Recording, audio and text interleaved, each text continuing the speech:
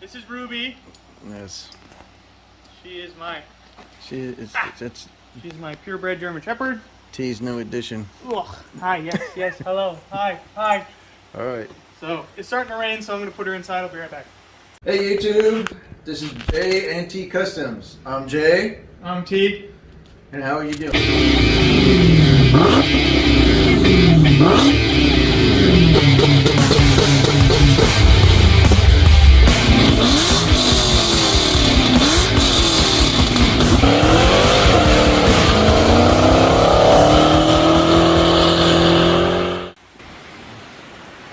Alright guys, it is raining out, so I apologize for the extra noise, but So I have to talk a little bit louder. I hope you can hear me. If not, Jay will do some subtitling. It'll work out great. We might still use some of this, which is kind of nice, so our hard work doesn't go to waste. Just a different like bend and housing and whatever. We might move it over and come up with a different tube hose contraption. So stay tuned for that. I just got off the phone with the head shop and like 5 minutes ago, and they said my block is in final assembly and it should be being sent out in 2 weeks, which kind of sucks because it was supposed to be at the beginning of August, and now here we are at the end of August and it's 2 weeks. But what are you gonna do when you're doing this kind of stuff? I'm not really one to be picky on timing and whatnot, because I want it to be right. So take the time they need, that kind of stuff. As of the camshafts, they're in limbo. No one knows where they are or what's going on with that. So your guess is as good as mine, but the block should be here in the second week of September. So that'll be nice. Throughout the future of our channel, that'll be a very awesome winter project. So once the car's in here and set, so you'll be seeing a lot of the motor getting put back together within the next couple months, which is going to be awesome. So I'm hoping to have the whole car, not the whole car, but the motor in the car by the end of spring, so I can get it out and driving in the summer and that kind of stuff. Well, follow us along throughout the winter, but ride this out with us. You're more than welcome to join. Please do join. Like and subscribe, and follow us along. So let's get into the video. We have our Sullivan intake here on the table. We are going to drill the holes out and then tap it with a 3/8 tap. It's 3/4 inch. 3/4 inch tap, not 3/8. Right. I get those mixed up. Then that sits there, and why I said we might not use this one is because if you notice, this looks absolutely ridiculous. No, it's awesome. I mean, mind you, it's going to be that low, but still, that's ridiculous. Just to have two of them like that, whew, that's.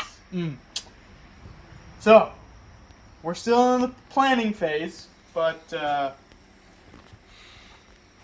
we're trying to come up with different ideas to accomplish the same task the cleanest, because I don't want, when you open the hood, it's going to look nice. I don't want it to look all weird and whatever. So that's why we're moving on. We're not moving on, but trying something new. This is the J&T Custom Creations, where we do like building new stuff, but sometimes it's better to just buy it and bite the bullet. I know I shouldn't be saying that, but this is what we're doing. So yeah, there, Custom Creations. This is a new, the mock-up of a new coolant and power steering box in one unit, just to make it look nice, and it would clean it up and remove space, or not remove space, add more space in the engine bay. So there, Custom Creation. So we're working on a mock-up for that. I saw DriftDreams242, his Mustang. He's got a custom one in his Mustang, and it looks pretty sharp. It does. It looks real good.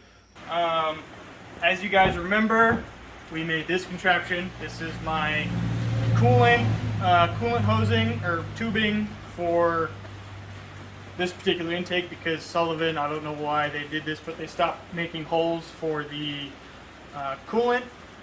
The heads are occupied, so I can't show you, but right here in this space on the head, there's a hole, and it's not here on the intake, and it should be there because that's what the coolant goes through there, through the intake into this, and back into the radiator.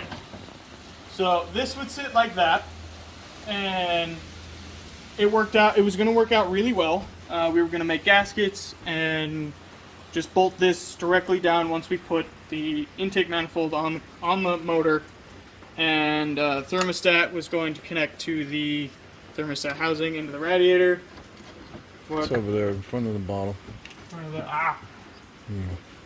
This isn't the exact one, but it would sit like this. The one I'm using kind of curves off like that. Connecting to the radiator, this would go to the fill tank, and then both of these would go to the heater core. And it was going to work really well. Problem we had, that I'm sure some of you saw, this is too small. Our alternator is going right here. And it fits, but because the 5.4 or the harmonic balancer that I got was an 8-rib pulley, my alternator is a 6-rib pulley. The 6-rib fits great, it could spin and there's space. The 8-rib pulley, it's going to hit the tube, and then it's not going to spin, and that's a problem. So we have to come up with a different idea. So that leads us into our AN fittings. And this is an AN 12 fitting. Which is a 3/4 inch pipe thread on one side. Yep, 3/4 inch pipe thread, and then it is an AN 12 fitting on the other side. Yep. And this gets drilled and tapped into our manifold, and this would sit like that. And then this is what connects the hose onto the AN 12 fitting. So then this would get threaded on.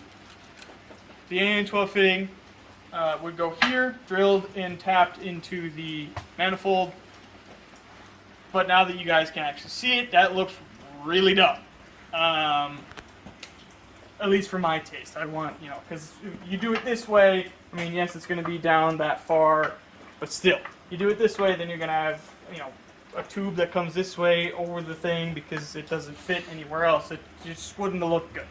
So we're probably going to take these and put them in the back, which means we have to drill and tap holes in the back as well because, again, they're not there. So this one is going to go in the back, back there, and the back of the 5.4, the cylinder number 8, I think, correct me if I'm wrong, always overheats because the passageways for the coolant is closed in the back, and I don't really know why. That's just what Ford did. Whatever. So we have to open those so that way cylinder number 8 gets the actual coolant it needs. So this one is going to come back underneath the manifold and connecting into our new system that we're making. Let's just use this one for example. This would sit like this. This AN 12 fitting would come underneath the intake manifold and come to this one. And this one on this side would go to the heater core. And then the other hose of the heater core would connect to this one. So it would be a full working cycle of coolant rather than, one direction and then it stops. So that is our new plan. So we are going to probably start drilling and tapping these holes within the next couple days. Some of you might be wondering, what's with the hat? Now, this is a Mikes Garage hat. He is building modular motors as well. He just finished a 4-valve that's producing about 440, 450 horsepower, which is awesome. Guy's a really cool guy. Definitely check out his channel. I think it's going to be in that corner. He did a thing where he asked his comment section a guesstimate on how much horsepower his motor was going to make, and we were the closest. Lucky guess. And he sent us a hat, which is awesome. Awesome guy, Mikes Garage. Cool guy. Thank you. I appreciate it. We are going to be starting to do some work, probably some today, maybe a little bit tomorrow, because today's Tuesday, so tomorrow's Wednesday. So try to see, stay tuned for a video probably Friday or Saturday. And we're going to get started working on this, and we'll catch you all later.